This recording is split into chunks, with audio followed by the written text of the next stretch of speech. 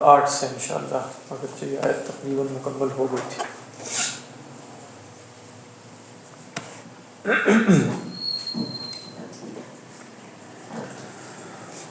اعوذ باللہ من الشیطان الرجیم، بسم اللہ الرحمن الرحیم، واذکر اسم ربک وتبتل الیہ تبتیلا، رب المشرق والمغرب لا إله إلا هو فاتخذه وكيلا واصبر على ما يقولون واهجرهم هجرا جميلا وذرني والمكذبين أولي النعمة ومهلهم قليلا إن لدينا أنكالا وجحيما وطعاما ذا غصة وعذابا أليما يوم ترجف الأرض والجبال وكانت الجبال كثيبا مهيلا إنا أرسلنا إليكم رسولا شاهدا عليكم كما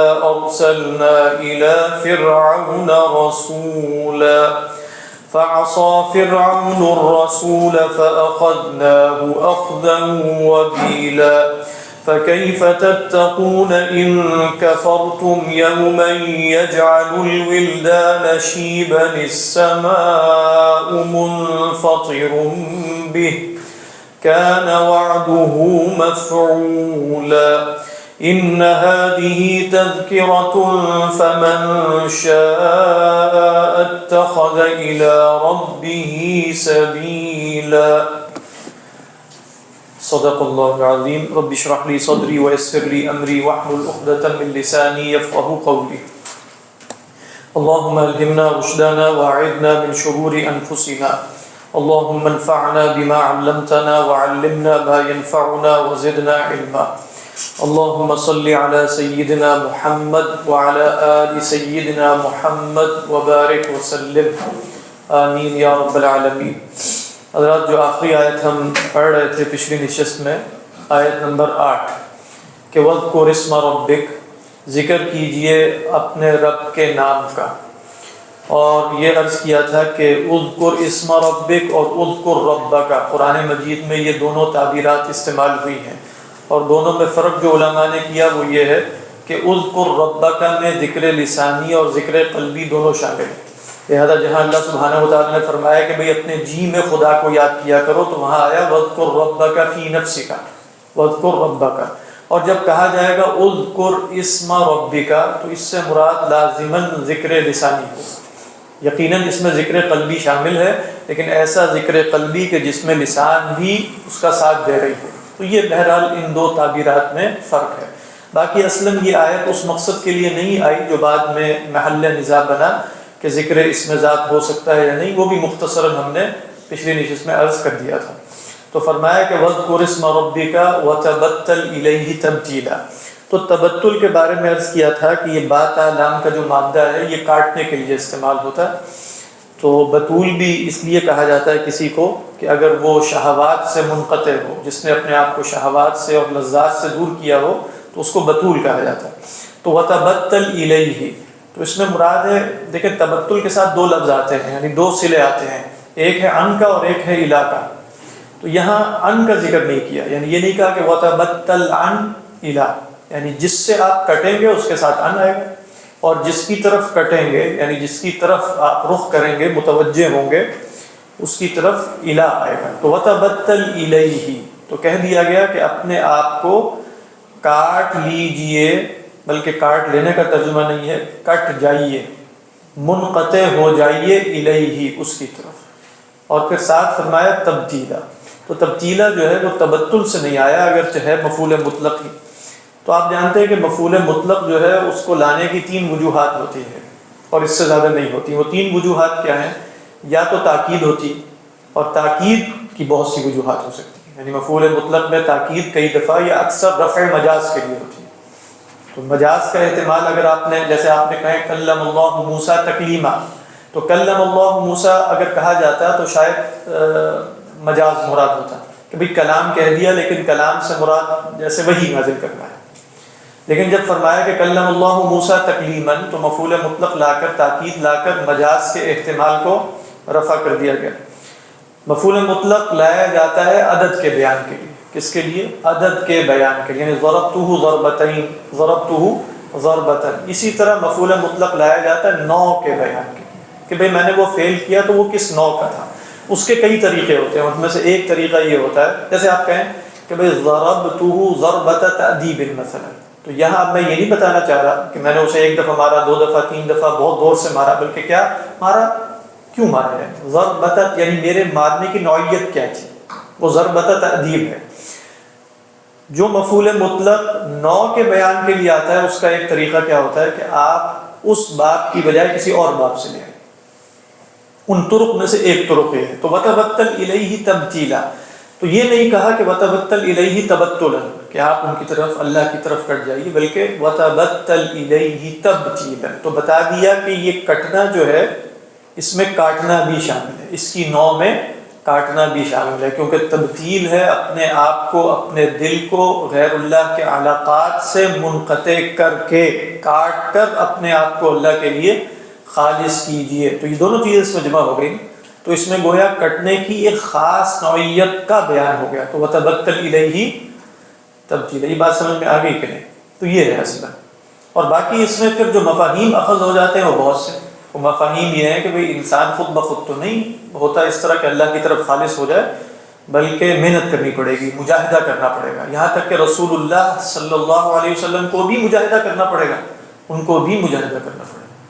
یہاں علماء وہ نقل کرتے ہیں امام ابو منصور الماتریدی کا مشہور جملہ رحمہ اللہ کہ العصمت لا تنفی المحنت، عصمت کا مطلب یہ نہیں ہوتا کہ اس کے نتیجے میں امتحان مرتفع ہو جائے، یعنی اللہ آزما رہا ہوتا ہے۔ انبیاء علیہ السلام بھی اپنے آپ کو قابو میں رکھتے ہیں، کنٹرول کرتے ہیں، ان کے اندر بھی یعنی شہوات جو ہیں وہ پائی جاتی ہیں، اصلا رغبت ان کے اندر بھی ہے، وَلَوْ أَعْجَبَكَ حُسْنُهُنَّ، لیکن وہ بہرحال اپنے آپ کو اللہ کے فضل سے، توفیق سے اپنے آپ کو جما کے رکھتے ہیں، اپنا تزکیہ نفس کرتے ہیں۔ تو عصمت ان سے گناہ صادر نہیں ہوتا، لیکن اس لیے نہیں کہ وہ فرشتے ہیں کہ ان سے گناہ صادر ہو ہی نہیں سکتا، ان کے اندر گناہ کی صلاحیت نہیں ہے، بلکہ ان کو محنت کرنی پڑتی ہے۔ وَتَبَتَّلْ إِلَيْهِ، تبھی وہ ہمارے لیے اسوہ ہیں، فرشتے ہمارے لیے اسوہ نہیں ہیں، انبیاء علیہ السلام ہمارے لیے اسوہ۔ تو یہ ہے جی وَتَبَتَّلْ إِلَيْهِ تَبْتِيلًا۔ اس کے بعد فرمایا رب المشرق والمغرب، یعنی یہ جو الیہ ہے وہ کون ہے؟ یعنی ہوا رب المشرق، اگر ہوتا رب المشرقی تو ہم اسی کا بدل بنا لیتے، لیکن یہ ہے رب المشرقی، تو ہوا رب المشرق والمغرب، مشرق و مغرب کا رب، اور مشرق و مغرب بول کے شش جہات مراد دی جاتی ہیں، تمام جہات کا رب ہے۔ لا الہ الا ہو، معبود اس کے سوا کوئی نہیں ہے، لہذا فا جو ہے وہ لہذا کا ہے، یعنی فا ترتب کا ہے، فا سبب کا ہے، یعنی اس کی الوہیت کا تقاضا کیا ہے؟ فاتخذہ وکیلا۔ اس لیے آپ دیکھیں قرآن میں جا بجا ہے فاعبدہ وتوکل علیہ، اور یہاں سے آپ کو امام صاحب علیہ الرحمہ جو امام غزالی ہے انہوں نے کتاب التوحید اور توکل کو جو ایک ہی عنوان میں جمع کیا ہے نا، اس کی طرف بھی اشارہ ہے کہ لا الہ الا ہو، تو اس کا فوری تقاضا کیا ہے؟ فاتخذہ وکیلا، تو آپ اسے وکیل بنائیں، اور وکیل بنانے کو ہی کہتے ہیں توکل۔ توکل کیا ہے؟ کسی وکیل پر اعتماد کرنا۔ وکیل کس کو کہتے ہیں؟ من وکل الیہ الامر، جس کی طرف معاملہ سونپ دیا جائے وہ وکیل شمار ہوتا ہے، جس کو ہم تفویض بھی کہتے ہیں نا، وَأُفَوِّضُ أَمْرِي إِلَى اللَّهِ إِنَّ اللَّهَ بَصِيرٌ بِالْعِبَادِ، تو یہ توکیل ہے۔ تو گویا توحید کا سب سے بڑا تقاضا جو انسانی احوال میں ظاہر ہوگا وہ توکل ہے، لا الہ الا ہو فاتخذہ وکیلا۔ باقی توحید کی کلامی بحثیں بھی ہو سکتی ہیں، صوفیانہ بھی ہو سکتی ہیں، وحدت الوجود بھی ہو سکتا ہے، وحدت الشہود بھی، اور وغیرہ وغیرہ، وجود کے دقیق مباحث بھی، لیکن توکل ہے اصلاً جو انسانی حال میں ظاہر ہونا چاہیے۔ اگر وہ ظاہر نہیں ہو رہا تو لا الہ الا ہو متحقق نہیں ہوا نفس انسانی میں، ہاں وہ ذہن میں ہو سکتا ہے، وہ معلومات میں ہو سکتا ہے، وہ جو بھی ہے۔ تو لہذا رسول اللہ صلی اللہ علیہ وسلم کو فرمایا لا الہ الا ہو فا، یعنی بس اتخذہ وکیلا۔ اس کے بعد فرمایا وَاصْبِرْ عَلَىٰ مَا يَقُولُونَ۔ یہاں امام صاحب علیہ الرحمہ، تفسیر میں امام صاحب ہیں امام راضی، امام راضی علیہ الرحمہ فرماتے ہیں کہ دیکھیے دو ہی تعلقات انسان کے ہیں، یا خالق سے اور یا مخلوق سے۔ ابھی تک خالق سے تعلقات کا بیان تھا، اب شروع سے دیکھیں یا ایھا المزمل قم اللیل الا قلیلا نصفه او انقص منه قلیلا او زد علیہ ورتل القرآن ترتیلا انا سنلقی علیک قولا ثقیلا ان ناشئة اللیل هی اشد وطئا واقوم قیلا وان لک فی النهار سبحا طویلا واذکر اسم ربک وتبتل الیہ تبتیلا رب المشرق والمغرب لا الہ الا هو فاتخذه وکیلا واصبر علی ما یقولون. تو یہاں گویا مخلوق کی طرف اب جہت ہو گئی کہ وہ بھی آپ کو تنگ کر رہے ہیں. دار الندوہ میں آپ صلی اللہ علیہ وسلم کے متعلق جو باتیں ہو رہی ہیں کوئی مختلف القاب سے والعیاذ باللہ آپ کو مطلب آپ کے لیے القاب جو ہیں وہ تجویز کیے جا رہے ہیں، تو فرمایا جو وہ بک بک کر رہے ہیں اس پر صبر کیجیے. واصبر علی ما یقولون، اصبر علی ما یقولون. اور اس کے بعد فرمایا وَهْجُرْهُمْ هَجْرًا جَمِيلًا، اور ان کو چھوڑیے. حجر یہجرو حجرن، حجر یہجرو کے ساتھ اگر حجر آئے، حجر تو اس کا مطلب ہوتا ہے یعنی ہذیان بکنا، الٹی سیدھی باتیں کرنا، جیسے قرآن مجید میں بھی آیا سورہ المؤمنون میں کہ مستکبرین بہ سامرا تہجرون، تم تکبر کرتے ہو کہ ہم حرم کے متولی ہیں، اور قرآن مجید کے متعلق اور رسول اللہ صلی اللہ علیہ وسلم کے متعلق رات محفلوں میں بیٹھ کر الٹا سیدھا بولتے ہو. یہ کیا؟ یہ حجر ہے. حجر ایک ہے حجر یہجر حجرا، اس کا مطلب ہے چھوڑنا. سورہ فرقان میں ہے نا وقال الرسول یا رب ان قوم اتخذوا هذا القرآن مہجورا، اسی سے ہجرت بھی اصلا اس کا مادہ یہی. تو یہاں اصل میں حجر ہے، یہاں حجر نہیں ہے. اب آپ دیکھیے کہ یہاں مفعول مطلق کیوں آیا، سمجھ میں آیا؟ جب آپ صفت لے آتے ہیں تو مفعول مطلق کیوں آتا ہے؟ بیان نوع کے لیے. جو تین مقاصد میں نے مفعول مطلق کے بیان کیے تھے، یا تاکید کے لیے ہوگا، یا بیان عدد کے لیے ہوگا، یا بیان نوع کے لیے ہوگا. تو یہاں کیا ہے؟ وَهْجُرْهُمْ هَجْرًا جَمِيلًا، آپ انہیں چھوڑیے. چھوڑنا تو بہت قسم کا، تو کیسا چھوڑنا ہے، اس کی نوعیت کیا ہوگی؟ فرمایا حجرًا جمیلا.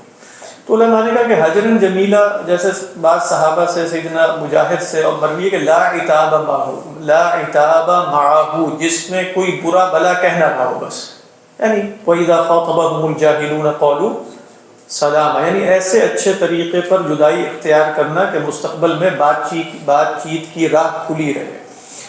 یہاں علماء نے کہا کہ قرآن مجید میں یہ جو جمیل کا لفظ ہے نا، یہ جہاں بھی آیا مخلوق کے ساتھ تعامل کے لیے آیا. یعنی مثال کے طور پہ فرمایا جمیل سے مراد مطلب کسی مصدر کی صفت بنا کر جب لایا گیا اسے. ایسے تو ہے ان اللہ جمیل ویحب الجمال، اور وَلَكُمْ فِيهَا جَمَالٌ حِينَ تُرِيحُونَ وَحِينَ تَسْرَحُونَ. تو دیکھیں ایک ہے وَاهْجُرْهُمْ هَجْرًا جَمِيلًا.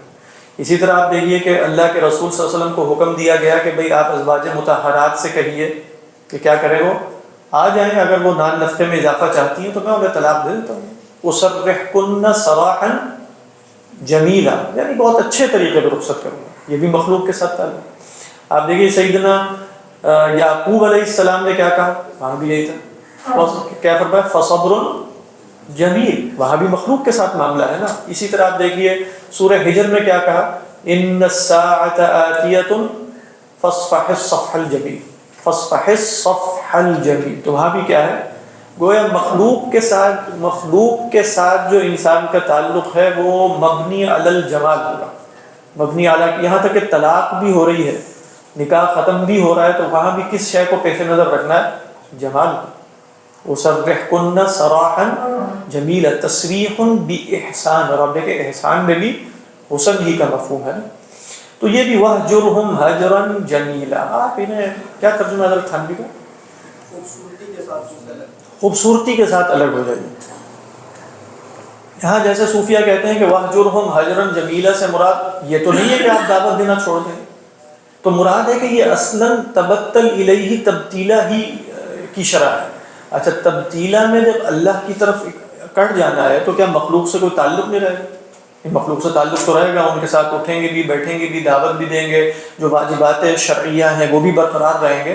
تو حجر جمیل یہ ہے کہ جسم مخلوق کے ساتھ ہو، دل مخلوق کے ساتھ ہو. وہ حجر جمیل کو اس طرح یعنی حجرًا جمیلا کیا ہے کہ آپ ان کے ساتھ روزمرہ کے کاموں میں بھی شریک ہوں گے. اگر وہ کفار ہیں تو ان کو دعوت بھی دیں گے، اگر وہ حربی کافر نہیں ہیں تو ان کا ہدیہ بھی قبول کر لیں گے، یہاں تک کہ ان کی عیادت کے لیے بھی چلے جائیں گے. ہوگا نا ایسے. تو یہ سب کچھ تو ہو رہا ہے، لیکن پھر حجر جمیل کیا ہے؟ تو حجر جمیل یہ ہے کہ دل جو ہے وہ صرف اللہ کی طرف کٹ کر جدا ہو جائے، خالص ہو جائے، منقطع ہو جائے بالکلیہ، اور جسم کے ساتھ مدارات بھی ہے اور اچھے تعلقات بھی ہیں اور ہنس کے بولنا بھی ہے، یہ سب کچھ بھی ہے۔ مشکل سا کام ہے، لیکن وہ کہتے ہیں حجرن جمیلا ہے، لیکن یہاں اصلاً وہ مراد نہیں۔ مراد یہ ہے کہ جب وہ اس طرح کی باتیں کر رہے ہوں تو آپ وہاں سے اٹھ کہہ دیں وَاهْجُرْهُمْ حَجْرًا جَمِيلًا، جیسے فرمایا کہ اِذَا رَأَيْتَ الَّذِينَ يَخُوضُونَ فِي آيَاتِنَا فَأَعْرِضْ عَنْهُمْ حَتَّى يَخُوضُوا فِي حَدِيثٍ غَيْرِهِ فَإِمَّا يُنْسِيَنَّكَ الشَّيْطَانُ فَلَا تَقْعُدْ بَعْدَ الذِّكْرَىٰ مَعَ الْقَوْمِ الظَّالِمِينَ۔ یہ بات واضح، یہ ہے صبر۔ لیکن دیکھیے یہ صبر جو قرآن مجید میں ہے نا، یہ صبر ہے حق اور باطل کے مسائل میں، یہ بات ذہن میں رکھیے۔ یعنی قرآن جب کہتا ہے وَتَوَاصَوْا بِالْحَقِّ وَتَوَاصَوْا بِالصَّبْرِ، تو اس سے کیا مراد ہے؟ کس جگہ آپ نے صبر کرنا ہے اور حق کا دامن ہاتھ سے نہیں چھوڑنا، کہ جہاں کوئی کمپرومائز ہو ہی نہیں سکتا۔ وہاں کون سی جگہ ہے جہاں کمپرومائز نہیں ہو سکتا؟ وہ حق اور باطل، اسلام اور کفر کے مسائل ہیں۔ وہاں صبر کرنے کا مطلب کیا ہے؟ تکلیف بھی برداشت کی جائے گی، سب کچھ کیا جائے گا، لیکن حق کا دامن ہاتھ سے نہیں چھوڑا جائے گا اور حق کی آواز بلند کی جائے گی۔ یہ ہے قرآنی صبر۔ یہ کون سا صبر ہے؟ یہ قرآنی صبر ہے۔ یہ میں نے اس لیے عرض کیا ہے کیونکہ کچھ چیزیں اور کچھ افکار جو زہریلے قسم کے ہیں، جو ہمارے معاشرے کو بالکل برباد کیے جا رہے ہیں، ان میں سے ایک زہریلا تصور اب یہ آنا شروع ہوا ہے کہ بھئی ہماری جو پاکستانی خواتین ہیں نا گھریلو، ان کو جو صبر کا تصور دے دیا گیا ہے پاکستان میں وہ بالکل اور ہے، اور قرآنی صبر کیا تھا؟ وہ تو بالکل اور ہے۔ قرآنی صبر تو یہ ہے کہ آپ نے حق کا دامن ہاتھ سے نہیں چھوڑنا، اپنی بات بلند کیے رکھنا ہے، جو تکلیف آئے اس کو جھیلنا ہے اور آگے بڑھتے چلے جانا ہے۔ کیا کرنا ہے؟ آگے بڑھتے چلے جانا ہے۔ یہ ہے قرآنی صبر۔ اور پاکستانی صبر کیا؟ پاکستانی صبر یہ ہے کہ بھئی لڑکیوں کو کہا جاتا ہے کہ بھئی اپنا گھر بچاؤ اور دیکھو اپنی قربانی، اب کچھ قربانی دے دو، کچھ برداشت کرو، کچھ کمپرومائز کر لو، یعنی کمپرومائز کرنے کا لفظ بولا جاتا ہے۔ تو یہ پاکستانی صبر پتہ نہیں کہاں سے آ گیا، قرآنی صبر تو کچھ اور۔ لہٰذا وہ خواتین کو یہ درس دیے جا رہے ہیں کہ بھئی وہ پاکستانی صبر چھوڑو، قرآنی صبر کرو۔ یہ بالکل صراحتاً اسی طرح بیان کیا جا رہا ہے، اور یہ اتنا مطلب بے وقوفانہ خیال ہے، نہ اس میں کسی قسم کی کوئی تحقیق ہے، نہ کوئی قرآنی نظر ہے، اور گھروں کو برباد کرنے والی ہے۔ بھئی یہ وہ صبر نہیں ہے۔ قرآنی صبر حق اور باطل کے مسائل میں، اس طرح کے مسائل میں تو اللہ تعالیٰ صبر ہی کا حکم دیتے ہیں۔ بھئی صبر کیا ہے کہ بھئی تم حق پر بھی ہو اور وہ مسئلہ حق اور باطل کا نہیں ہے، اسلام اور کفر کا نہیں ہے، تو بہتر نہیں ہے کہ اپنا حق چھوڑ دو۔ ایسے شخص کے لیے تو جنت میں خوشخبری دی گئی ہے، کس کی؟ درمیان میں، وسط الجنہ، کہ من ترک المراء وهو محق، جو جھگڑا چھوڑ دے حق پر ہوتے ہوئے، اس کو تو جنت میں گھر ملے گا۔ یہاں خواتین کو بتایا جا رہا ہے کہ اس طرح کا صبر اختیار کرو۔ آپ صبر جب وہ اس طرح کا اختیار کریں گے تو آپ دیکھیں کیا ہوگا گھروں میں، کہ بھئی وہ اپنے خیال میں تو گھر میں ہر شخص اپنے آپ کو حق پر ہی سمجھتا ہے نا، تو بس ہاں میں حق پر ہوں، اور قرآنی حق یہ ہے کہ اپنی آواز لے کے کھڑے ہو جانا اور علم بردار بن کے جو ہے پیچھے نہیں ہٹنا، تو پھر وہ گھر برباد ہوں گے، گھر جو ہیں وہ برباد ہوں گے، اور یہ ہو رہا ہے۔ اور خواتین جو ہیں وہ اس طرح کی چیزیں بہت شیئر بھی کر رہی ہیں، اور یہ کیا بات ہے، پہلی دفعہ سمجھ میں آئی۔ اسی طرح پہلی دفعہ یہ بات سمجھ میں آئی کہ قرآنی صبر کیا ہے اور پاکستانی صبر کیا ہے۔ تو پاکستانی ہمیں تو سب نے بے وقوف بنایا، ہم تو یہی سمجھتے رہے، قرآنی صبر تو واقعی یہی ہے، بالکل اسی طرح ہے۔ قرآنی صبر تو کیا ہے، اور پھر آیت بھی یہی کوٹ کی، وَتَوَاصَوْا بِالْحَقِّ وَتَوَاصَوْا بِالصَّبْرِ، یہ ہے قرآنی صبر۔ تو لہٰذا وَتَوَاصَوْا بِالْحَقِّ اور وَتَوَاصَوْا بِالصَّبْر جو ہے وہ گھر میں شروع کیا جائے، تو گھر میں جب شروع کیا جائے گا تو آپ دیکھیں کیا انجام ہوگا۔ یہ ہو رہا ہے۔ تو یہ ذہن میں رکھیے کہ یہ صبر وبر، یہ جو نئی تقسیمات آنا شروع ہو گئی ہیں، بہت خطرناک ہیں، اور یہ سب افکار زہریلے ہیں۔ اور کیا کریں، خواتین آسانی سے بیوقوف بن جاتی ہیں، کوئی بھی آ کر ان کو، وہ آج کل سمجھ یہی رہی ہیں کہ ہم بالکل سمجھ سکتے ہیں چیزوں کو اور ہمیں پتہ ہے، تو وہ واقعی خود ہی سمجھ بھی لیتی ہیں، کہ وہ کہتے ہیں کہ دیکھو یہ بات ہے، باقی لوگ تو پتہ نہیں کیا جھک مرتے رہے صبر کا۔ تو آج ہمیں صبر کی حقیقت معلوم ہو گئی، بس خبردار رہنا چاہیے، آج کل اسی طرح چل رہا۔ تو فرمایا اس کے بعد وَذَرْنِي وَالْمُكَذِّبِينَ أُولِي النَّعْمَةِ، ذرنی، یہاں امام راضی علیہ الرحمہ نے کہا کہ بھئی خوبصورت طریقہ کیا ہے، جیسے توکل کا کہا نا، فَاتَّخِذْهُ وَكِيلًا، تو جب آپ جیسے کہیں کہ بھئی جب آپ نے مجھ پر توکل کیا ہے تو آپ کی طرف سے میں نبٹ لوں گا اس سے، یہ اصول ہے۔ یعنی فَذَرْنِي یعنی وَذَرْنِی، چھوڑیے مجھے، اور کس کو چھوڑیے، وَالْمُكَذِّبِينَ، یعنی اب آپ نے مجھ پر توکل کیا ہے تو آپ صبر کیجئے اور حجر جمیل فرمائیے، اور دیکھیے میں ان کے ساتھ کیا کرتا ہوں.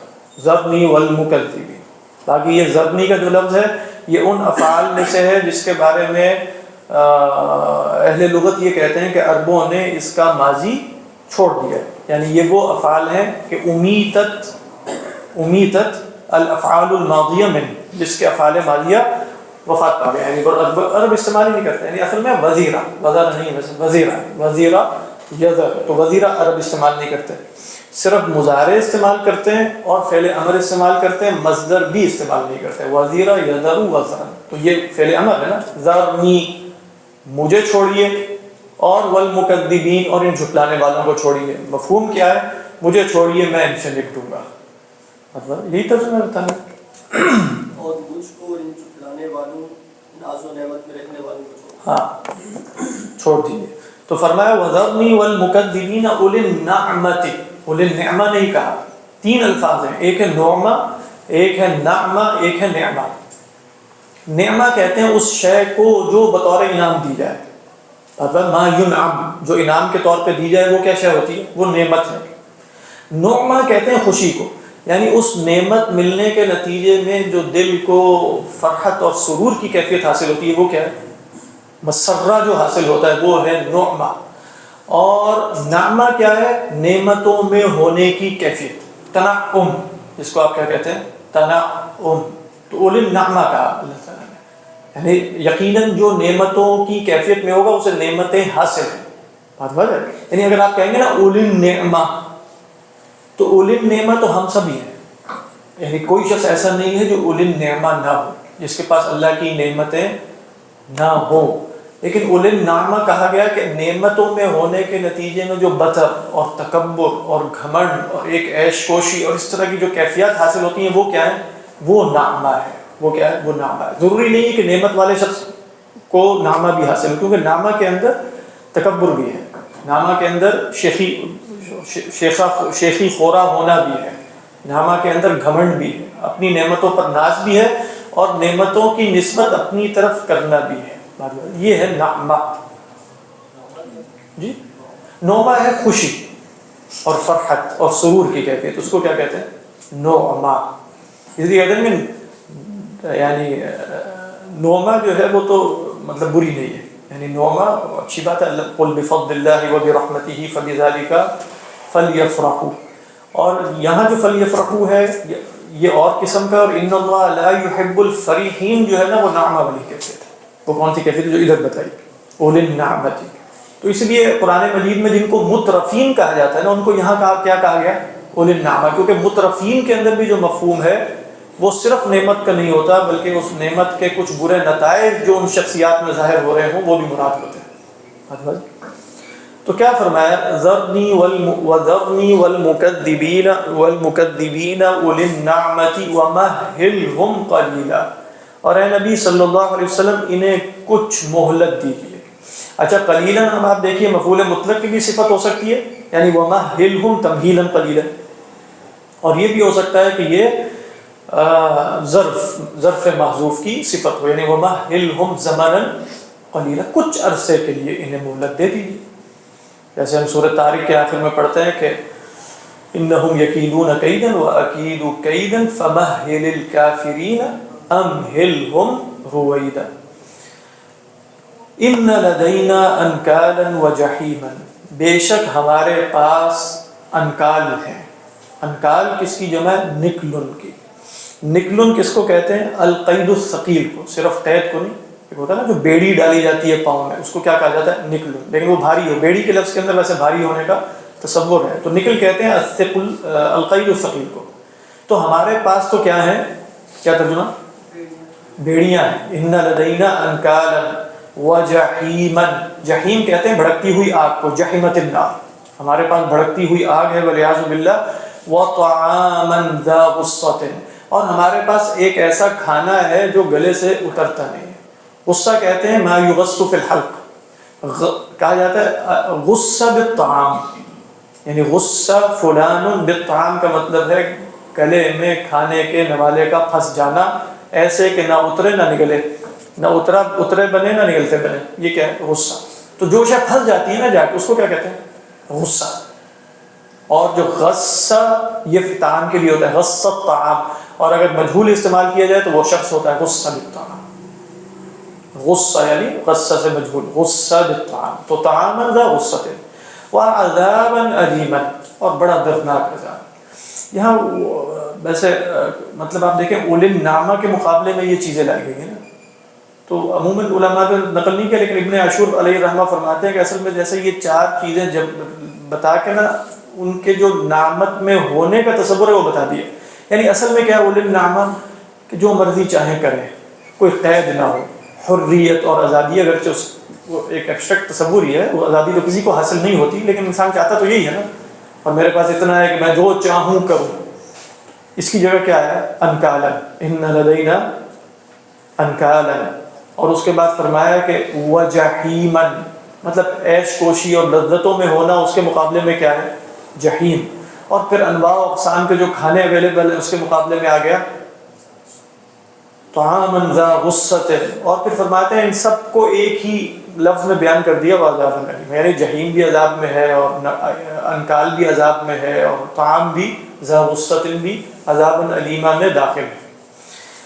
فرمایا یوم ترجف الارض، یوم اذکر بھی ہو سکتا ہے ادھر کہ یاد کرو اس دن کو جس دن یہ ہوگا، اور یہ بھی ہو سکتا ہے کہ یہ سب کچھ انہیں کب ملے گا، ان پر کب یہ عذاب نازل ہوگا، یوم، یعنی یقع یوم ترجف الارض والجبال رجف یرجف رجفتا، اس کا مطلب ہوتا ہے کانپنا کسی شے کا، تو یوم ترجف الارض، رجفہ کہتے ہیں کپ کپاہٹ کو۔ قرآن مجید میں جو سورہ نازعات میں آیا ہے نا کہ کیا فرمایا گا، والنازعات غرقا والناشطات نشطا والسابحات سبحا فالسابقات سبقا فالمدبرات امرا یوم ترجف الراجفہ، یوم ترجف الراجفہ، تو راجفہ پہلے سور کو کہا گیا، تتبعها الرادفہ، اس کے بعد کیا ہوگا؟ ایک پیچھے آنے والا یعنی دوسرا سور ہے۔ تو یہاں کیا یوم ترجف الارض والجبال، جس دن زمین اور پہاڑ تھرتھرائیں گے، کانپیں گے، کیا ترجمہ؟ زمین اور پہاڑ ہلنے لگے، لرزیں گے، ہاں ہلنے لگیں گے۔ وَكَانَتِ الْجِبَالُ كَثِيبٌ، کثیب کہتے ہیں، اس کی جمع آتی ہے کثبان، یہ جو ریت کے ٹیلے ہوتے ہیں نا، سینڈ ڈیونز جس کو کہتے ہیں، ریت کے ٹیلے جو بالکل اپنی شکلیں بدلتے رہتے ہیں، یعنی اگر ہوا چلے تو کبھی آپ دیکھیں ریت جو پھسلتی ہے یوں کر کے، اس کو کہتے ہیں حال یہیلو۔ حال یہیلو کا مطلب ہے اوپر سے کسی شے کو ایسے اونڈیلنا کہ وہ یوں پھسلتی ہوئی نیچے آئے، یہ حال یہیلو۔ اس سے جو اس میں مفعول آپ بنائیں گے وہ کیا ہوگا؟ محیول، اور جیسے مدیون، اور اگر آپ کو زبان پہ یہ ثقیل لگے، جیسے عرب دونوں استعمال کرتے ہیں، محیول مہیل، مدیون مدین، مدیون اور مدین، تو حال یہیلو، حیلن سے اس میں مفعول کیا بنے گا؟ مہیل، پھسلتی ریت، کثیبم، کثیبن جس کی جمع ہے کثبان، مہیلا۔ کثیب نکلا کہاں سے؟ ویسے کسب یکسبو کا ایک معنی ہوتا ہے جمع کرنا، تو جمع شدہ ریت کو بھی کہتے ہیں، تو وہ ٹیلا ہی ہوتا ہے نا ریت کا۔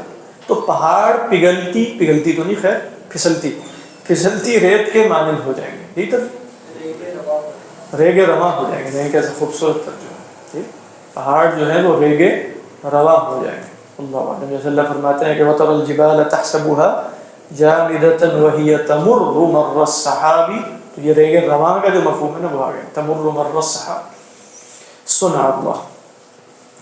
تو فرمایا کہ وَكَانَتِ الْجِبَالُ كَثِيبًا مَهِيلًا إِنَّا أَرْسَلْنَا إِلَيْكُمْ رَسُولًا شَاهِدًا عَلَيْكُمْ، بے شک ہم نے تمہاری طرف ایک رسول بھیجا جو تم پر گواہ ہے۔ شاہدًا علیکم سے کیا مراد ہے؟ بعض نے کہا کہ قیامت کے دن گواہ ہوں گے، جیسے فرمایا نا کہ وَيَكُونَ الرَّسُولُ لِتَكُونُوا شُهَدَاءَ عَلَى النَّاسِ وَيَكُونَ الرَّسُولُ عَلَيْكُمْ شَهِيدًا، تو شاہدًا علیکم یوم القیامت۔ دوسری رائے جو زیادہ قوی ہے، شاہدًا علیکم سے مراد ہے دنیا میں تمہارے اوپر حق کی گواہی دینے والے، تو شہید فلان علی فلان کا ایک مطلب ہوتا ہے بین الحق، کیا مطلب ہوتا ہے؟ حق، یعنی گواہی دینے کا مطلب کیا ہوتا ہے؟ گواہی دینے کا مطلب مستور کو ظاہر کرنا ہوتا ہے، یعنی گواہی جب آپ دیتے ہیں تو چھپی ہوئی شے ظاہر ہو جاتی ہے نا، تو اسی طریقے پر کسی بھی شے کی وضاحت کو شہادت کہتے ہیں۔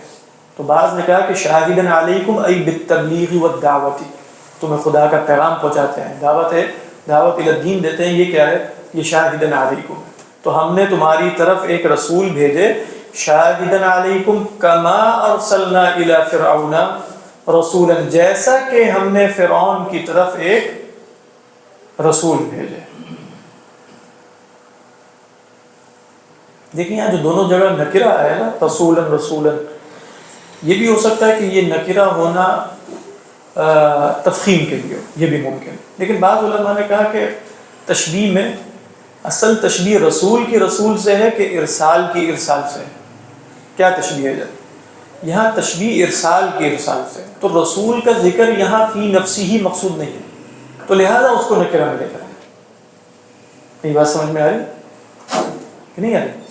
یعنی مثال کے طور پہ یہاں فرمایا انا ارسلنا الیکم رسولا کما ارسلنا الی فرعون، تو کما ارسلنا تشبیہ کے لیے ہے نا، تو تشبیہ کن چیزوں میں واقع ہو رہی ہے؟ ارسال کی ارسال سے تشبیہ ہے، رسول کی رسول سے تشبیہ نہیں ہے کہ تمہاری طرف ویسے ہی رسول آئے ہیں جیسے موسیٰ علیہ، جیسے فرعون کی طرف رسول آئے تھے، تو رسول کو رسول سے تشبیہ نہیں دی، تمہاری طرف ویسے ہی بھیجے گئے ہیں جیسا کہ بھیجے گئے تھے فرعون کی طرف۔ تو اس صورت میں جب رسول کا ذکر فی نفسی ہی مقصود نہیں ہے بلکہ ارسال فی نفسی ہی مقصود ہے، تو اس لیے رسولن کو نکرہ لے کر آئے۔ یہ بات سمجھ میں آ رہی؟ نہ بھی آئے، مطلب یہ ایک نقطہ ہے جو علماء نے یہاں بیان کیا کہ انا ارسلنا الیکم رسولا شاہدا علیکم، کیونکہ یہ رسول تو سب جانتے ہیں تو نکرہ کیوں لے کر آئے؟ الرسول ہونا چاہیے، انا ارسلنا الیکم الرسول شاہدا الیکم علیکم کما ارسلنا الی فرعون الرسول، نہیں رسولا رسولا، لماذا؟ کیونکہ تشبیہ میں رسول اصلا مقصود نہیں ہے، تشبیہ میں مقصود کیا ہے؟ ارسال۔ اگر رسول سے تشبیہ ہوتے تو کیا اس میں کیا ہے؟ لیکن وہی میں بتا رہا ہوں، اصل میں ہم نے تفسیر کرنی ہوتی ہے نا، تفسیر میں ہم نے یہ بتانا ہوگا کہ یہ نکرہ کیوں آیا، تو اب نکرہ کیوں آیا ہے اس کی وجہ بیان کرنے کے ایک سے زیادہ طریقے ہو سکتے ہیں۔ ایک طریقہ یہ ہو سکتا ہے کہ رسولن کو نکرہ لایا گیا اس لیے سب جانتے ہیں، سب جانتے ہیں اور ان کی وہ صاحب عظمت و شان ہے اور ان کی عظمت و شان کا ادراک نہیں ہو سکتا، تو لہذا نکرہ لے کر آئے۔ اس کو ہم کہتے ہیں نکرہ بالتفخیم، اس پورے تصور کو، یا نکرہ لانے کی یہ وجہ جو ابھی میں نے آپ کو بتائی، یہ تھوڑی سی تحقیق ہے۔ اس لیے آپ دیکھیے اس کے بعد آ گیا الرسول، فعصى فرعون الرسول، تو واضح ہو گیا۔ اس کی ایک اور وجہ بھی ہے الرسول لانے کی، اس لیے کہ نکرہ کو جب دوبارہ آپ ریپیٹ کرتے ہیں ملازمن معرفی آتا ہے۔ یہ تو نہیں ہو سکتا کہ نکرہ، اگر آپ نکرہ کو 2 دفعہ ریپیٹ کریں گے تو وہ ایک ہی شخص شمار ہو گئے، الگ الگ ہو جائیں گے۔ یعنی آپ کہیں جاء الی رجل ثم قعد رجل، ٹھیک ہے، جاء الی رجل ثم قعد رجل، تو ایک ساتھ مراد ہے یا 2 مراد؟ 2 مراد ہے۔ لیکن اگر آپ کہیں جاء الی رجل ثم قعد رجل، تو الرجل سے مراد ہوا نفس الرجل الذی جاء، جو پہلے آیا تھا۔ تو لہذا جب پہلے نکرہ آیا ہے تو اب اگر نکرہ دوبارہ آ جائے گا تو پھر کیا ہوگا کہ بھیجے کوئی اور گئے تھے، جھٹلایا کسی اور رسول کو، فعصى فرعون رسولا، بات بنے گی نہیں؟ تو فعصى فرعون الرسول، یہاں الف لام ہی آ سکتا تھا اور کچھ نہیں آئے گا، وہاں پیچھے الف لام کیوں نہیں آیا؟ یہ ایک وجہ ہے سوچنے کی بس۔ فعصى فرعون الرسول فأخذناه أخذا وبيلا، یہ وبیل اور وبال اور جو اس طرح کے لفظ ہیں یہ کسی بھی شے، جیسے وابل بھی اسی سے ہے، وابل تند و تیز بارش کو کہتے ہیں، کسی شے کی شدت کے لیے آتا ہے، ٹھیک ہے۔ بعض علماء نے کہا کہ صرف شدت کے لیے نہیں آتا بلکہ ایسی شدت کہ جس میں شر بھی ہو، جیسے کہا کہ وابل جو ہے وہ ایسی تند و تیز بارش ہے کہ جس کے نتیجے میں تباہی بھی ہوتی ہے، اس لیے میں فَأَصَابَهُ وَابِلٌ فَتَرَكَهُ صَلْدًا، یعنی وہ جو ایسی چھوٹی موٹی چیزیں سب بہہ گئی، تو وہ وابل ہے۔ تو اسی طرح کہا جاتا ہے استوبلت المکان، استوبلت المکان کا مطلب ہوتا ہے استوخمتہ، استوخمتہ کا مطلب ہے وہ جگہ مجھے راس نہیں آئی، جیسے حدیث میں آتا ہے کہ اصحاب النبی صلی اللہ علیہ وسلم لما ہاجروا المدینہ استوخموا جوہا، یعنی مدینہ کی جو آب و ہوا تھی ان کو راستے، سب بیمار پڑ گئے نا، آپ کو معلوم ہے مدینہ پہنچتے، اور سیدنا ابوبکر اور سب اور یاد کر رہے ہیں، حضرت بلال بھی بیماری کی حالت میں، وہ مکہ یاد آ رہا ہے سب کو، اور وہ کہہ رہے ہیں وہاں جو غزہ سے مراد خاص قسم کی وہ نبات ہوتی تھی، ایک جہاں رات کو بیٹھ کے لکڑیاں جلا کے نا سمر کی مجلسیں ہوا کرتے، وہ جگہ یاد آ رہی ہے ان کو، سب بیمار پڑ گئے، تو وہ کیا تھا استوخما، استوخما، تو یہ بھی کیا ہے استوبلا استعمال ہوتا ہے۔ تو وبیل کا مطلب ہے ایسی شدت کہ جس کے اندر جس کو پکڑا جا رہا ہے اس کے لیے شر بھی ہو. تو فرمایا فَأَخَذْنَاهُ، تو ہم نے فرعون کو کیا پکڑا؟ اخذًا وبیلا. کیا ترجمہ ہے حضرت تھانوی؟ ہم نے اس کو سخت پکڑا. سخت پکڑنا ہے. اخذًا وبیلا کیا ہے؟ سخت پکڑنا، پکڑا. بڑے وبال میں پکڑا. وہ وبیلا سے وبال ہی نکالی. یہ حضرت کس کا؟ شاہ عبد القادر جیلانی. شاہ عبد القادر جیلانی نہیں، سوری، شاہ عبد القادر جلندری کا بچہ. فَكَيْفَ تَتَّقُونَ إِن كَفَرْتُمْ يَوْمًا يَجْعَلُ الْوِلْدَانَ شِيبًا. یہ بھی سخت ہے. یعنی مشرکین مکہ سے کہا جا رہا ہے کہ تمہاری طرف بھی رسول آئے تو تم کیسے بچو گے؟ ان کفرتم، اگر تم نے انکار کیا. یومن، اس کے دو ترجمے ہو سکتے ہیں. یا تو یومن ہوگا ظرف، ٹھیک ہے، یعنی مفعول فیہ ہوگا. تو پھر ترجمہ بنے گا تم کیسے بچو گے اگر تم نے کفر کیا اس دن. کس سے بچو گے؟ تتقون کا مفعول بھی محذوف ہے، یعنی تم اللہ کے عذاب سے کیسے بچو گے اس دن. تب سمجھ میں آ رہی؟ دوسرا ترجمہ یہ ہو سکتا ہے کہ یومن کو آپ تتقون کا، اور اکثر علماء نے کیا تتقون کا مفعول بھی بنا دیں ڈائریکٹ. تو پھر کیا ترجمہ بنے گا؟ فَكَيْفَ تَتَّقُونَ يَوْمًا، تم اس دن سے کیسے بچو گے. اس دن بچنا نہیں بلکہ اس دن سے کیسے بچو گے اگر تم نے انکار کیا. یہ بھی واضح ہے. بعض نے اس میں ایک تیسری رائے بھی ہے، ضعیف ہے، لیکن وہ یہ کہ فَكَيْفَ تَتَّقُونَ إِن كَفَرْتُمْ، اور تتقون سے مراد تقوی شرعی لیا. اگر آج انکار کر دیا تم نے تو اس دن متقی نہیں بن سکو گے، آج ہی متقی بن جاؤ. یعنی فَكَيْفَ تَتَّقُونَ ان کفرتم، کب؟ یومن، وہ دن.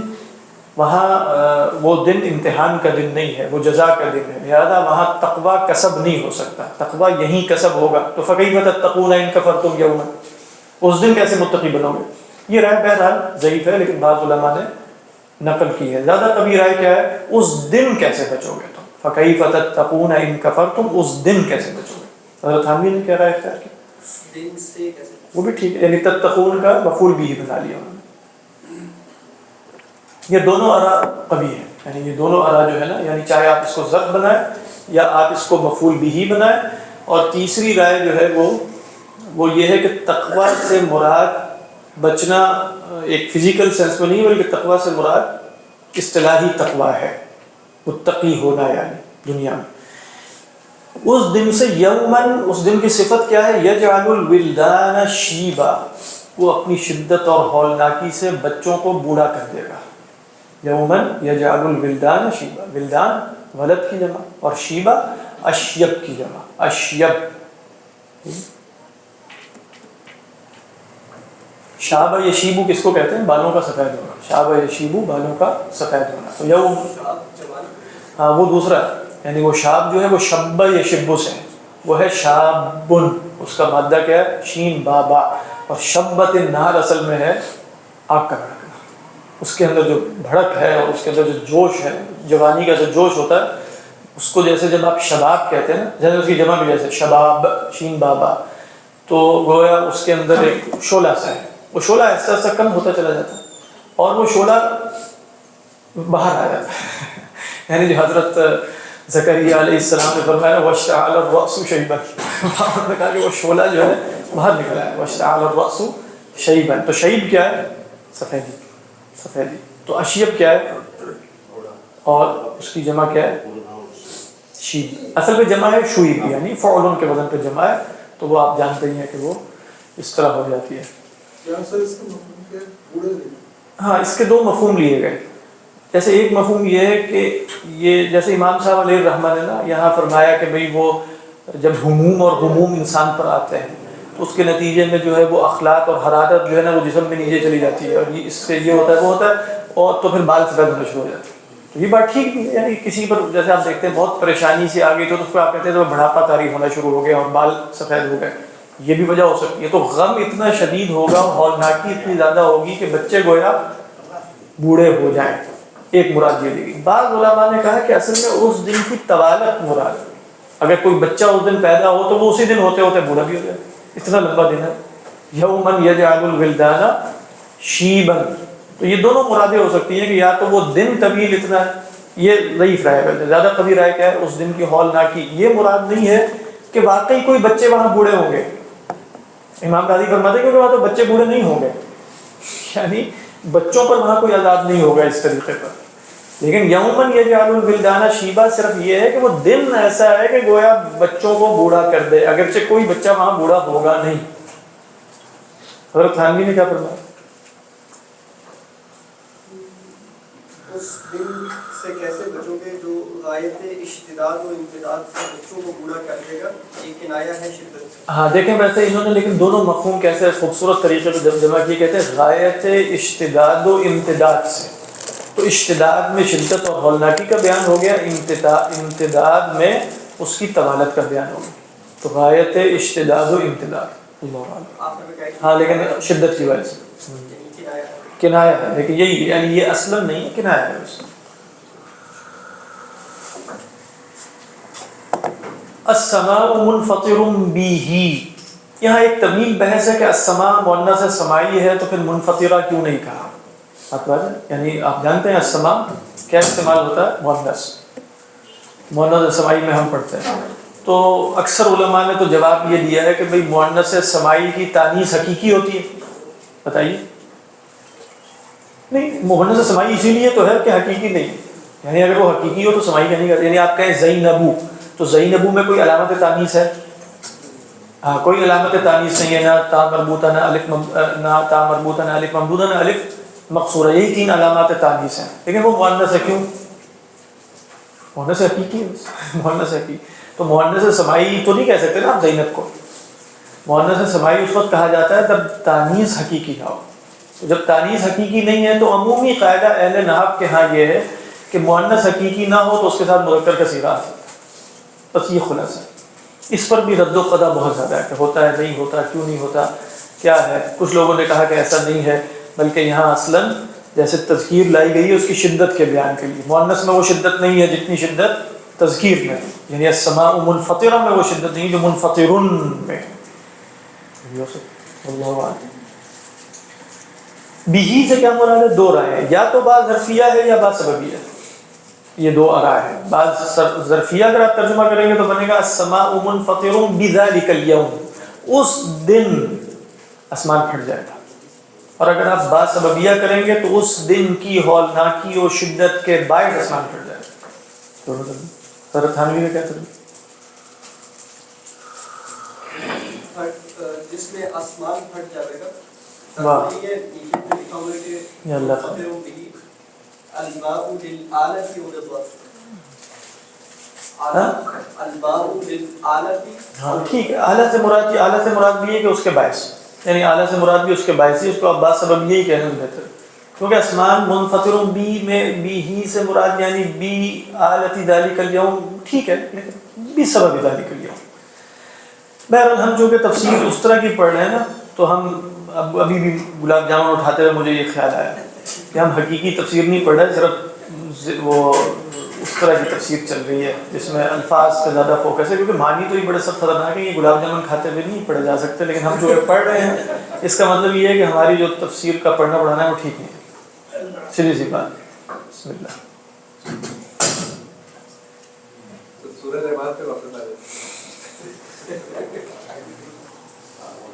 اس میں بھی بڑی سخت ہے.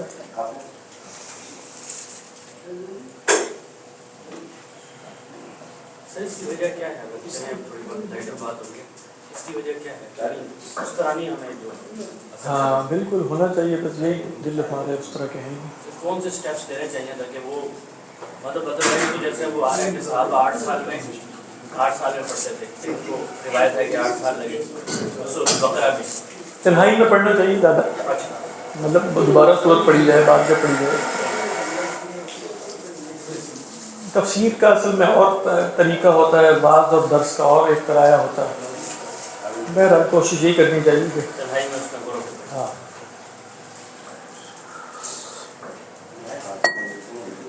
اعوذ باللہ من الشیطان الرجیم. کان وعدہ مفعولا، اس کے وعدے نے ہونا ہی ہونا ہے.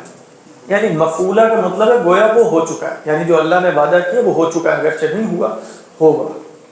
تو ماضی کا بیان کیوں ہے؟ کیونکہ مستقبل میں ہونا یقینی ہے. کان وعدہ مفعولا ان هذه تذکرہ. فرمایا یہ سب باتیں جو بیان ہوئی ہیں نا یہ تذکرہ ہے. تذکرہ باب تفعیل سے ہے، ذکر یذکر تذکرۃ. تو تذکرہ کا مطلب ہوتا ہے یاد کروانے والی، آنکھیں کھول دینے والی، ٹھیک. تو ان ہذہ تذکرہ، ہذہ الآیات بھی ہو سکتا ہے، ہذہ السورہ بھی ہو سکتا ہے. یہ سورت آنکھیں کھولنے والی ہے. فمن شاء اتخذ الی ربہ سبیلا. تذکرہ میں یاد آئی نہیں آ رہی. ہاں وہ یاد دہانی نہیں، وہی تذکرہ کا مطلب یاد کروانے والی، یاد دہانی کروانے والی. یعنی تذکرہ وہ ہے جس کے نتیجے میں ذکر پیدا ہو جائے. ذکر کس کو کہتے ہیں؟ یاد کو. ہاں وہ تذکرہ ہے نا، وہ علامت کے طور پہ ہے کہ آپ جو ہے وہ داخل، وہ جو سامنے والا بیٹھا شخص ہے نا اس کو یاد کروائیں گے کہ میں لے چکا ہوں ٹکٹ. وہ جدید استعمال ہے، پرانا استعمال تھوڑی ہے تذکرہ بنانا ٹکٹ. حضرات خاموشی ذرا. جی جی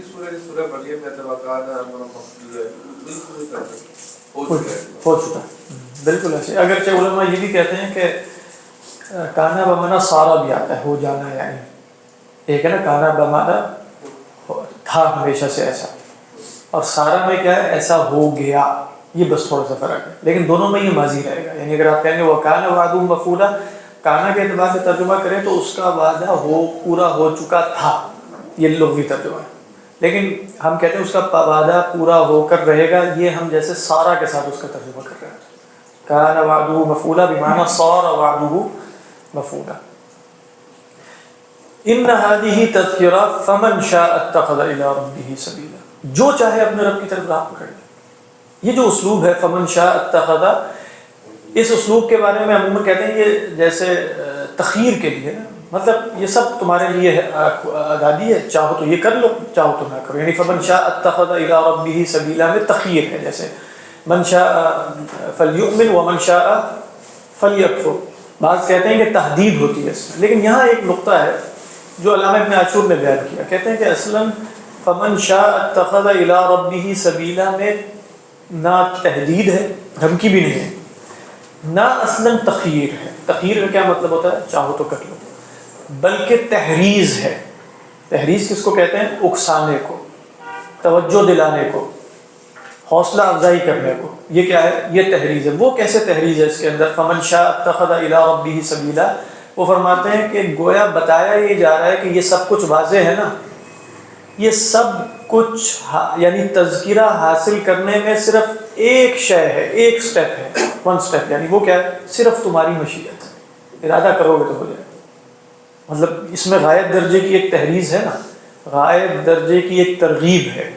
فمن شاء کیا کرنا ہے؟ فمن شاء بس من اراد. جائے تو یہ اس مقصد کے حصول کے لیے صرف ایک چھلانگ لگانی ہے، اور وہ چھلانگ ہے ارادے اور مشیت کی. تو فمن شاء اتخذ الی ربہ، تو کوئی مشکل کام نہیں ہے، گویا صرف ارادہ کرنا ہے. یہ ہے فمن شاء اتخذ، جو چاہے پکڑ لے اپنے رب کی طرف راہ.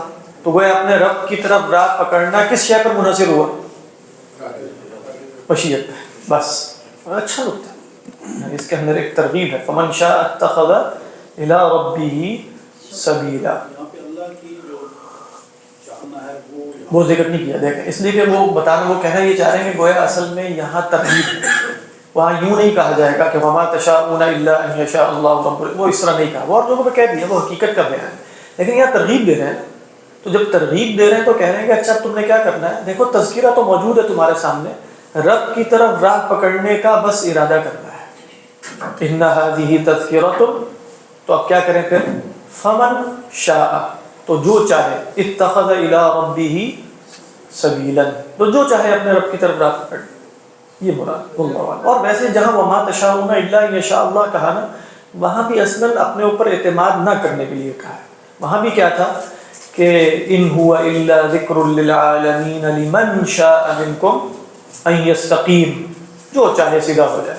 اور پھر فرمایا کہ دیکھو اپنے ارادے پر اتنا بھروسہ نہ کرنا. وما تشاءون الا ان یشاء اللہ رب العالمین، یعنی توفیق کے طالب تم خدا ہی سے رہو. یہ مراد ہوتی ہے. وہاں بھی یہ بیان کرنے کے لیے نہیں آتا کہ تم اپنی مشیت چاہو تو، لیکن تم تو مشیت کر ہی نہیں سکتے جب تک میں نہ کروں، لہذا تمہارا تو چکر ہی کوئی نہیں. مراد یہ ہے میرے سے توفیق کے طالب ہو جاؤ. وما تشاءون الا ان یشاء اللہ رب العالمین. واللہ ان جی ضاد کے ساتھ حرض یحرض، اس کو تحزیز بھی کہتے ہیں. تحزیز ضاد یا ضاد جیسے ولا تحاضون علی طعام مسکین، تو وہاں بھی کیا ہے ترغیب نہیں دیتے تو ان ربک یعلم انک تقوم ادنی من ثلثی اللیل ونصفہ وثلثہ وطائفۃ من الذین معک، فرمایا بے شک آپ کا رب جانتا ہے، ان ربک یعلم، اس میں بھی بہت خوبصورت انداز ہے. کیا مطلب؟ رات کو جب آپ نے نماز پڑھنی تو تنہائی میں پڑھنی، تہجد کی نماز دنیا میں نشر کر کے تو نہیں پڑھنی نا. تو فرمایا ان ربک یعلم، آپ کا رب تو خوب جانتا ہے کہ آپ بھی کھڑے ہوتے ہیں اور کچھ اور لوگ بھی جو آپ پر ایمان لائے ہیں وہ بھی رات کو قیام اللیل فرماتے ہیں. تو گویا اس میں اشارہ ہے کہ خدا کا علم گویا کافی ہونا چاہیے، کیونکہ جو کام عموماً انسان تنہائی میں کرتا ہے تو اگر خدا کے ساتھ اس کا تعلق کبھی نہ ہو تو صرف خدا کے علم پر گویا اسے کفایت نہیں ہو رہی ہوتی، ہوتا ہے نا اس طرح. تو اس لیے وہ کسی نہ کسی طریقے پہ اظہار اپنے ان اعمال کا مخلوق کے سامنے کرتا ہے کہ جو اس نے تنہائی میں انجام کیے تھے. تو اگر خدا کے لیے کیا جا رہا تو ان ربک یعلم، ان ربک یعلم، اس میں اشارہ ایک بات ہے. تو فرمایا ان ربک یعلم، آپ کا رب خوب جانتا ہے، انک تقوم ادنی، یہ یعلم کا مفعول بھی ہے کہ آپ کھڑے ہوتے ہیں. اب یہاں نہیں بتایا کہ کہاں کھڑے ہوتے ہیں، اس لیے کہ سورت کے شروع میں واضح تھا نا قم اللیل، تو اب بتانے کی ضرورت نہیں تھی. لیکن آگے خود آ رہا ہے من ثلثی اللیل، اس میں بھی اشارہ ہو جائے گا. انک تقوم، آپ کھڑے ہوتے ہیں، ادنا من ثلثی اللیل، قریب، دنا یدنو سے ادنا ہے نا، 2/3 رات کے کچھ قریب، ادنا من ثلثی اللیل، بات واضح. ونصفہ، اور آپ کھڑے ہوتے ہیں آدھی رات، یعنی کبھی 2/3 رات یا اس کے قریب. قریب ہونے میں بعض نے کہا کہ کم ہے، بعض نے کہا زیادہ بھی ہو سکتا ہے، یعنی ادنا میں اگر 2/3 رات سے کچھ اوپر بھی ہو جائے تو وہ ادنا من ثلثی اللیل. لیکن زیادہ کبھی بات کیا ہے کہ ادنا میں 2/3 رات سے کچھ کم مراد ہے. ونصفہ، اور آدھی رات، وثلثہ، اور کیا 1/3 رات. اس کی 2 قرات ہیں. ہماری قرات تو یہ ہے نا جو ہم نے پڑھ لی، وہ کیا ہے کہ نصفہ و ثلثہ. تو نصفہ و ثلثہ کا عطف کس پر ہوگا ہماری قرات میں؟ ادنا پر. انک تقوم ادنا من ثلثی اللیل ونصفہ، یعنی تقوم نصفہ و ثلثہ. دوسری قرات ہے متواتر کہ ادنا من ثلثی اللیل ونصفہ وثلثہ. تو اب کس پر عطف ہو جائے گا؟ ثلثی اللیل پر. بات سمجھ میں آ رہی؟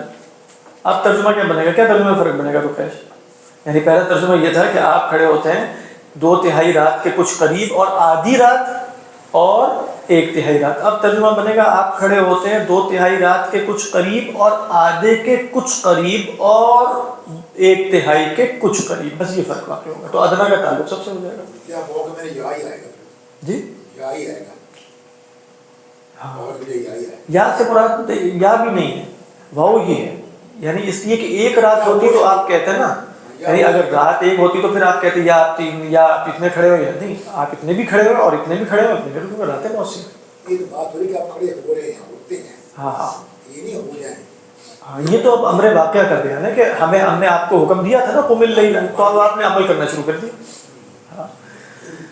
اچھا، آپ نہیں صرف کھڑے ہوتے، وَطَائِفَةٌ مِّنَ الَّذِينَ مَعَكَ، اور اب یہ آپ کے ساتھ نہیں کھڑے ہو رہے، یہ ذرا ذہن میں رکھیے گا. یہ نہیں کہا جا رہا کہ وَطَائِفَةٌ مِّنَ الَّذِينَ مَعَكَ، کہ طائفۃ من الذین معک، نہیں، ان لوگوں کی جماعت جو آپ کے ساتھ ہے وہ بھی راتوں کو کھڑی ہوتی ہے. اس میں رسول اللہ صلی اللہ علیہ وسلم کے ساتھ کھڑے ہونے کا مفہوم نہیں ہے، یعنی اس میں معیت کس کی ہے کہ وہ رسول اللہ صلی اللہ علیہ وسلم پر ایمان لائے ہیں، وہ آپ کے ساتھی ہیں. تو آپ کے ساتھیوں کی ایک جماعت بھی کیا کرتی ہے؟ رات کو قیام اللیل کرتی ہے. بات سمجھ آئی؟ اس میں آپ دیکھیں یہاں بھی ایک نحو کا ایک مسئلہ ہے، وہ خوبصورت ہے. وہ یہ ہے کہ یہاں عطف طائفتن کا کس پر ہے؟ طائفتن کا عطف کس پر ہے؟ کاف میں انا کا کی ضمیر، تو عطف ہے لیکن عطف رفع کے ساتھ ہے. انا کا اسم تو منصوب ہوتا ہے. ان ربک یعلم انک تقوم وطائفۃ تقوم، یہ مراد ہے. وطائفۃ، تو طائفتن نہیں کہا کیونکہ کاف کی جو ضمیر ہے خطاب کی وہ کون سی حالت میں ہے؟ محلن کس حالت میں؟ منصوب ہے. تو اگر اس پر عطف ہوگا تو طائفتن کو بھی کیا ہونا چاہیے؟ منصوب ہونا چاہیے. اس کا تو ایک تو نحوی قاعدہ ہے. نحوی قاعدہ یہ ہے کہ اگر آپ نے انا کے اسم پر عطف کرنا ہے کسی شے کو اور وہ عطف خبر آنے کے بعد ہے یعنی آپ نے انا کا اسم لایا، اس کے بعد ایک خبر بھی لیا پھر اس پر عطف کیا، تو اب وہ عطف رفع کے ساتھ بھی ہو سکتا ہے۔ تو یہاں پہلی بات تو یہ ہے نا کہ جب آپ نے دیکھا کہ خبر آ گئی تھی نا، انک تقوم ادنا، انک تقوم، انک اور اس کے خبر کیا ہے؟ تقوم، انک تقوم، اس کے بعد آیا وہ طائفتن، تو اب حالت رفع میں آ سکتا ہے۔ لیکن یہ اسلوب کیوں اختیار کیا جاتا ہے؟ یعنی یہ کیوں نہیں کہا گیا کہ جب آپ بھی کھڑے ہو رہے ہیں اور وہ بھی کھڑے ہو رہے ہیں تو ڈائریکٹ یہ کہہ دیا جائے کہ انک کیا ان ربک یعلم انکم تقومون، انکم تقومون ادنی من ثلثی اللیل ونصفہ وثلثہ وطائفۃ من الذین، کہتے ہیں یہ اسلوب اس وقت اختیار کیا جاتا ہے یہ بتانے کے لیے کہ دونوں کے فعل کی نوعیت ایک جیسی نہیں ہے۔ بات واضح؟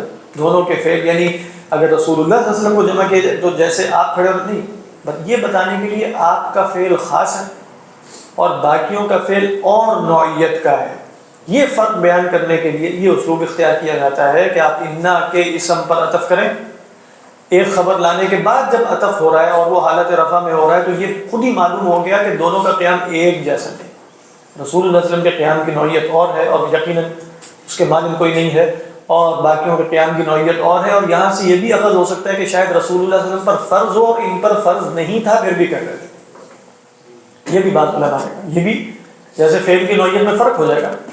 اگر تو یہ مسئلہ اختلافی ہے کہ آپ پر فرض تھا نہیں تھا، صحابہ پر تھا یا نہیں تھا، لیکن اگر تھا بھی تو ان آیات سے منسوخ ہو گیا، ان پہ کوئی اختلاف نہیں ہے۔ لیکن رسول اللہ صلی اللہ علیہ وسلم سے پر منسوخ ہوا ہے کہ نہیں، اس میں اختلاف ہے کہ ان آیات نے قیام اللیل کی فرضیت آپ کے حق میں بھی منسوخ کی ہے یا نہیں کی، یہ مسئلہ مختلف ہی ہے، بس یہ صرف مختلف ہی ہے سمجھنے کے لیے، کیونکہ اس کا عمل سے ہمارے کوئی اب نہیں تعلق، لیکن آپ صلی اللہ علیہ وسلم کرتے رہے مستقل قیام اللیل۔ بات سمجھ میں آ گئی؟ تو طائفۃ من الذین معک، یہ ہو گیا۔ ہاں جو گروہ ہے ہاں وہ گروہ کٹھا کھڑا ہو رہا ہے کہ وہ بھی انڈیویجول؟ وہ بھی انڈیویجولی اصل اس کا مطلب دیکھیں، اب آپ نے پوچھا ہے تو میں عرض کرتا ہوں کہ کچھ علماء کا خیال یہ ہوا ہے کہ یہ آیات مدنی ہے، اگرچہ یہ روایت قوی نہیں ہے، کیونکہ حضرت عائشہ کی روایت کے مطابق پہلے رکوع اور آخری رکوع میں نزول جو ہے وہ 10 مہینے 1 سال اس سے زیادہ نہیں ہے، فرق یعنی وہ نازل ہوئی اور پھر یہ 1 سال کے لیے۔ بعض روایات میں سعید ابن المسیب اور بعض حضرات سے مروی ہے کہ نہیں 10 سال کا فرق، وہ کہتے ہیں یہ والی آیات مدینہ میں نازل ہوئی۔ وہ یہاں وہ روایت بھی اب نقل کر دیتے ہیں جو 2 دن آپ نے قیام اللیل کیا تھا رمضان میں اور صحابہ پیچھے کھڑے ہو، وہ حضرات یہاں یہ روایت بھی نقل کرتے ہیں۔ معلوم ہے نا آپ کو، تیسرے دن آپ نہیں نکلے تو آپ نے فرمایا کہ خشیت ان تفرض علیکم، کہ مجھے اندیشہ ہے کہ تم پر فرض نہ ہو جائے، لیکن صحیح تر قول یہ کہ اس کا اس واقعے سے تعلق نہیں، یہ صحابہ کا ایک انفرادی عمل ہے جو وہ قیام اللیل کی صورت میں کیے چلے جا رہے ہیں۔ وہ اجتماعی نماز تو بس قیام اللیل کی وہ 2 دن ہوئی ہے، آپ کو معلوم ہے آپ صلی اللہ علیہ وسلم کی زندگی میں قیام اللیل کی اس طرح اجتماعی نماز نہیں کہ کوئی ساتھ آ کے کھڑا ہو جائے، جیسے حضرت کون سا صحابی عبداللہ ابن عباس فرماتے ہیں کہ وہ اپنی خالہ میمونہ کے گھر تھے تو وہ بس رات کو آپ ان کے ساتھ کھڑے ہو گئے، تو وہ ادھر کھڑے ہو گئے تو آپ نے کان سے پکڑ کے ان کو ادھر کر دیا، یعنی وہ کہاں کھڑے ہو گئے تھے؟ لیفٹ سائڈ، تو آپ صلی اللہ علیہ وسلم نے ان کو دائیں طرف کر دیا، تو وہ ساتھ نماز پڑھتے رہے، ٹھیک ہے، اس طرح ہو سکتا ہے۔ اس لیے آج بھی علماء یہ کیا کہتے ہیں کہ وہ اہتمام کے ساتھ نفل کی نماز نہیں کرتے، لیکن کبھی کبھار غیر اہتمام میں نفل کی نماز ہوگی تو گنجائش بھی ہے، غیر رمضان میں بھی، غیر رمضان میں بھی اہتمام نہیں کیا جائے گا، لوگوں کو بلا کے چلو نفل نماز پڑھتے ہیں۔ تو فرمایا علیم واللہ یقدر اللیل والنہار، اللہ تعالیٰ دن اور رات کی مقدار طے فرماتے ہیں، صدق اللہ العظیم۔ لیکن قدر یقدر کہتے ہیں مقدار طے کرنا، ٹھیک ہے، تو دن اور رات میں یہ جو مقدار ہے نا کہ کتنی گزر گئی کتنی نہیں گزر گئی تو اللہ ہی طے کرتا ہے دن اور رات کا، لہذا تم کیا اس کا احصاء کر سکو گے؟ علیم ان لن تحصوا، ہو کی ضمیر کدھر جا رہی ہے؟ ایک رائے یہ ہے کہ ہو کی ضمیر مقدار اجزائے لیل کی طرف جا رہی ہے، تم رات کے ان اجزاء کا احصاء نہیں کر سکتے کہ کتنا گزر گیا کتنا نہیں گزرا، ایک رائے ہے۔ دوسری رائے زیادہ قوی یہ ہے کہ علیم ان لن تحصوا کہ قیام اللیل کے اس حکم کا احصاء یعنی اس پر پورے طریقے پر عمل تمہاری استطاعت میں نہیں ہے، یہ زیادہ قوی ہے۔ علیم ان لن تحصوا اور ہو کی ضمیر کدھر جا رہی ہے؟ قیام اللیل کی طرف۔ حضرت تھانوی نے کہا ضمیر لوٹائیں، ترجمہ تو یہ کہ اس کو معلوم ہے تم اس کو ضبط نہیں کر رہے، اور بریکٹ میں کچھ لکھا ہوگا تو اس تقدیر وقت کو ہاں انہوں نے جیسے تقدیر وقت کی طرف جو میں نے پہلی رائے بتائی تھی اس کی طرف انہوں نے بتایا. صدق اللہ علیہ. سر جیسے یعنی اگر کوئی اہتمام کرواتا ہے اس کا نفل نماز جماعت کا تو پھر یہ بدعت تو نہیں ہوگی کیونکہ وہ آپ نے فرمایا نا عمومی دلیل ہے.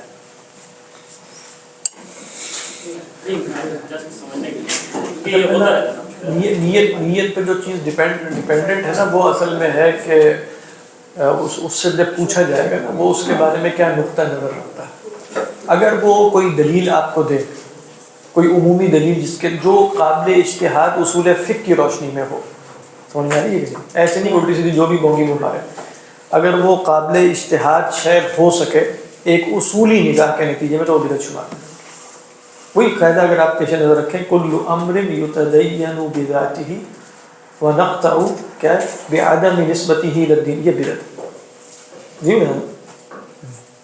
اگر وہ مسئلہ اجتہادی ثابت ہو گیا تو پھر وہ بدعت نہیں ہوگی.